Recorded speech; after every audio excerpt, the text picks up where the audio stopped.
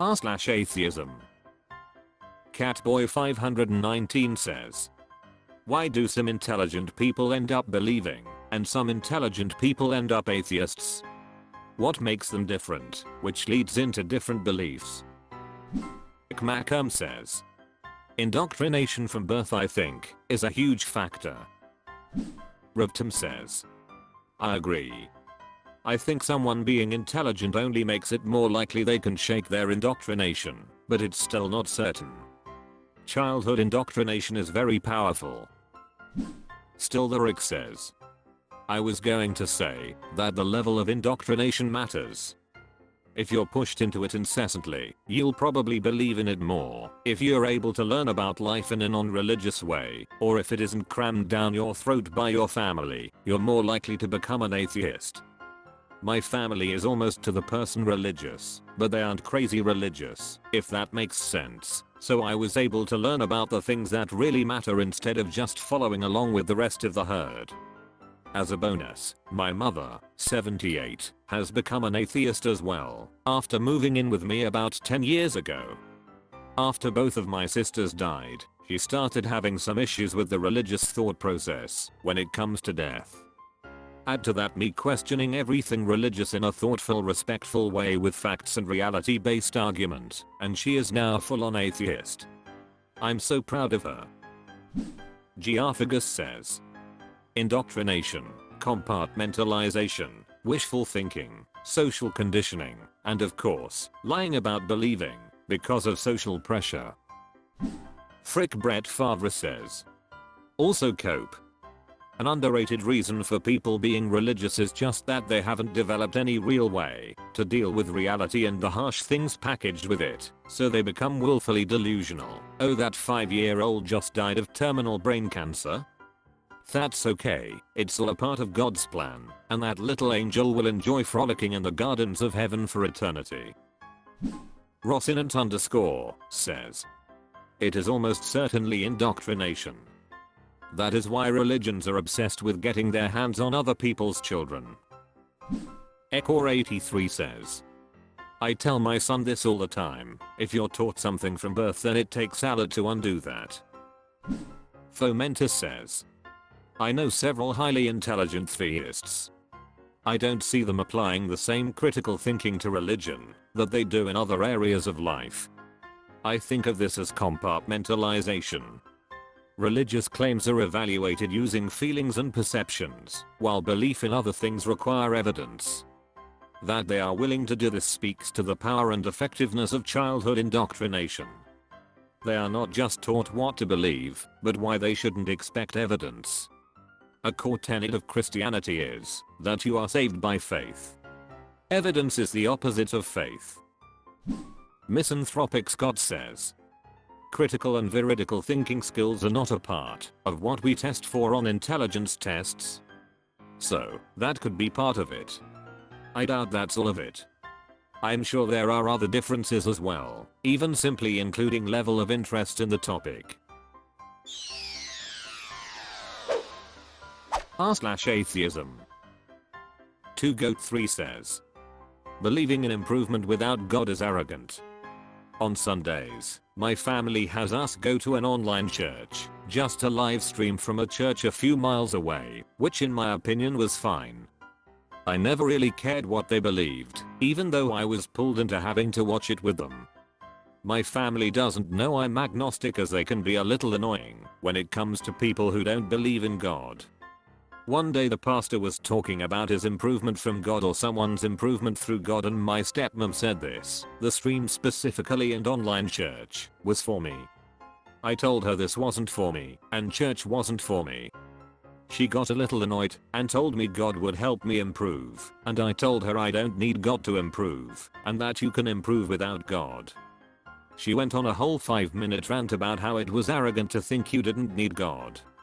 It annoyed me, but I had no choice but to hold my tongue, since this could go on for hours. It always annoyed me how some theists would call a person arrogant for thinking you can improve without a higher power, while not realizing that it is equally arrogant to think I need to believe in the same thing as you to improve. Who_Wold_ says, There are none so arrogant as those who take pride in their ignorance. Destereth says. That sounds exactly like gaslighting. It's the mark of an abuser to convince someone they are incapable of independent action.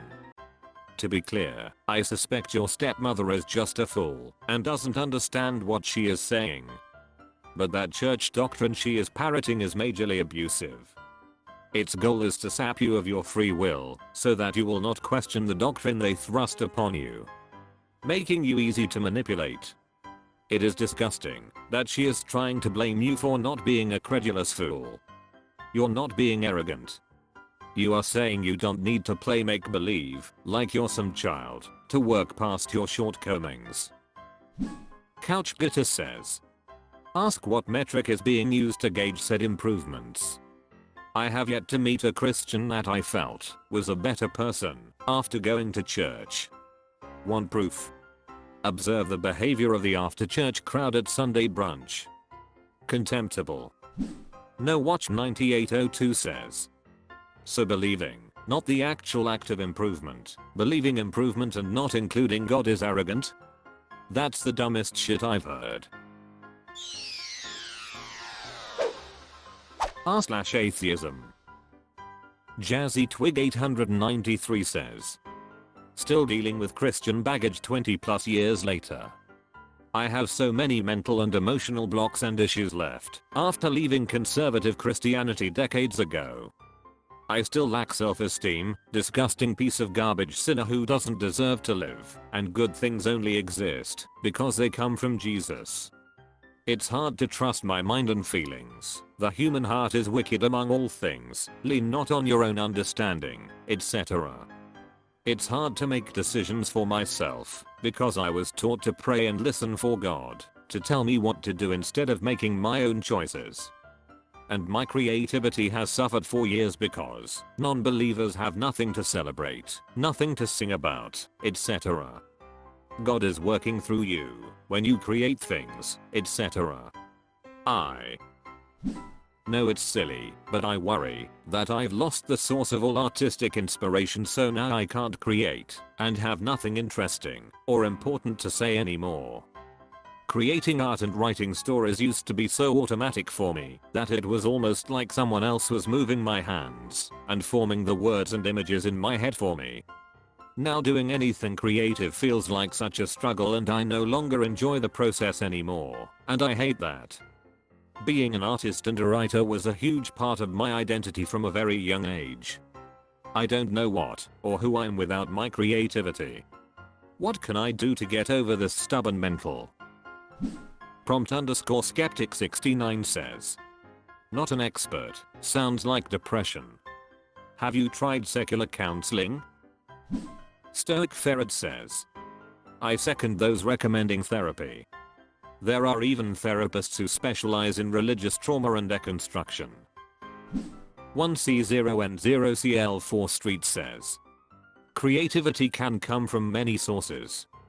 Why not channel the anger you feel towards Christianity or religion in general?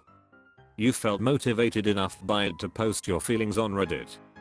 Let your anger be your muse for now. It may even be cathartic. Emmett Fitz says. The oldest and loudest part of you is that child that lives inside of you. Gordy God says. Think about the abusive relationship you got out of. You were taught to love and worship an absentee father who'd cast you into hell if you didn't. Is that someone who deserves love? Think about that for a while, that abuse, and maybe express that in your art.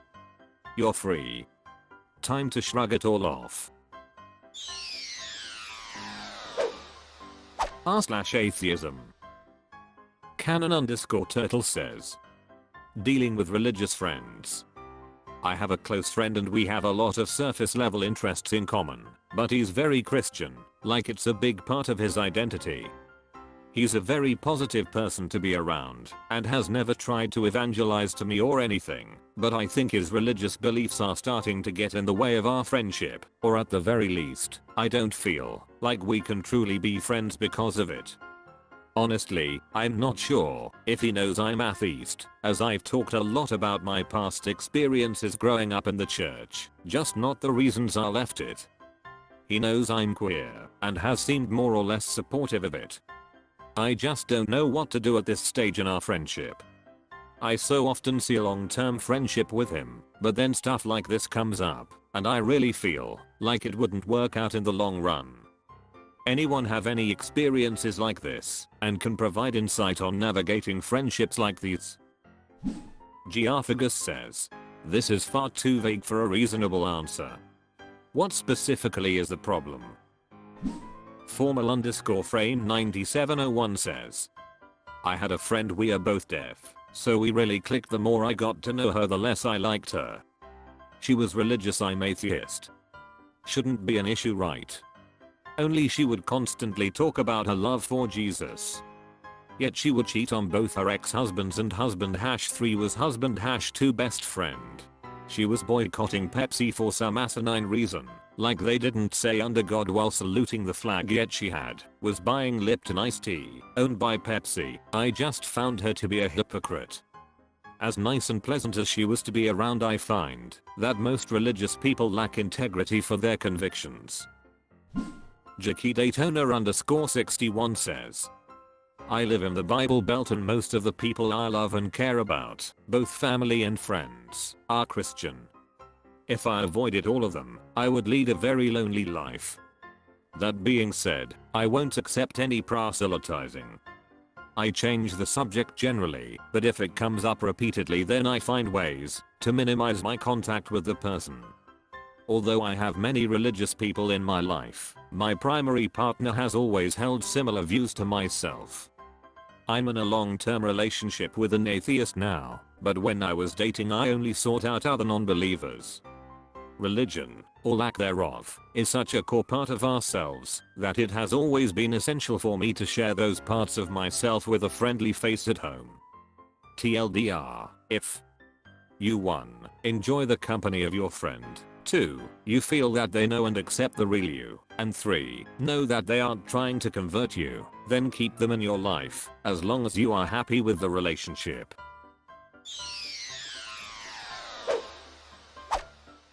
That's all for this video.